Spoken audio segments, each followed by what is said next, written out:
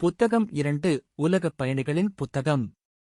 Condo 3 வாழ்க்கையின் மகிமை மற்றும் வீழ்ச்சி பக்கம் 123. ஆனால் இங்கே உலகங்கள் சொர்க்கத்திற்கு பாதி வழியில் உயர்த்தப்பட்டன. வெயில் இருந்தது, ஆனால் நிழல் சுவர் இல்லை. மனிதப்பிடியில் இருந்து வெகு தொலைவில் இல்லாத வடிவங்களில் தூய்மையின் மீதான சில ஆர்வம் அசல் பேரின்பத்தின் ஒரு கதிர் வழியாக உடைந்தது.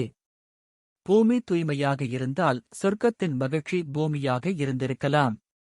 நமது தெய்வீக உணர்வு மற்றும் இதயம் சில இயற்கை மகிழ்ச்சியின் பிரகாசமான தீவிரம், அமானுஷ்யத்தின் முழுமையான சில சிலிர்ப்பை அணிந்திருக்கலாம். பூமியின் கடினமான பாதைகளில் அனைத்து வலிமைகளும் சிரிக்கலாம் மற்றும் விளையாடலாம் மற்றும் வலியின் கொடூரமான விளிம்பை ஒருபோதும் உணர முடியாது.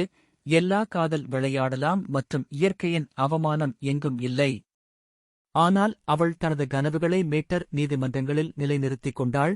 இன்னும் அவளுடைய கதவுகள் உச்சமான விஷயங்களுக்கு தடுக்கப்பட்டுள்ளன. இந்த உலகங்கள் கடவுளின் சுவாசம் தங்கள் உச்சியை பார்வையிடுவதை உணர முடிந்தது. டிரான்செண்டன்டின் விளிம்பில் சில மினுமினுப்பு இருந்தது. வெள்ளை அயோனிக் நிசப்தங்கள் முழுவதும் மகிழ்ச்சியின் அழியாத உருவங்கள் நித்தியத்தின் உறக்கத்திற்கு அருகில் பரந்த இடைவெளிகளை கடந்து செல்கின்றன.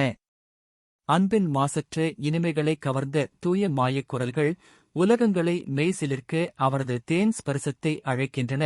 இயற்கையின் அங்கங்களைப் பற்றிக் கொள்ள அவரது ஆனந்த கரங்கள், அவருடைய இனிய சகிப்புத்தன்மையற்ற ஒற்றுமையின் வலிமை, எல்லா உயிர்களையும் தன் இரட்சகரின் கரங்களில் எடுத்துக்கொள்ள அவருடைய பரிதாபத்திற்கு ஈர்ப்பு கிளர்ச்சி மற்றும் வேவ் அவர்கள் மறுக்கும் மகிழ்ச்சியை அவர்கள் மீது திணிக்க.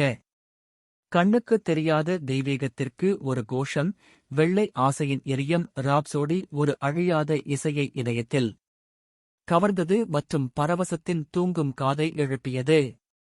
ஒரு தூய்மையான, உக்கிரமான உணர்வு அதன் வீட்டைக் கொண்டிருந்தது. எரியும் தூண்டுதலை எந்த பூமிக்குரிய உறுப்புகளும் வைத்திருக்க முடியாது. ஒருவர் ஒரு பெரிய சுமையற்ற விசாலமான மூச்சை இழுத்தார் மற்றும் இதயம் துடிப்பிலிருந்து பேரானந்த துடிப்புக்கு விரைந்தது. காலத்தின் குரல் அழியா மகிழ்ச்சியைப் பாடியது.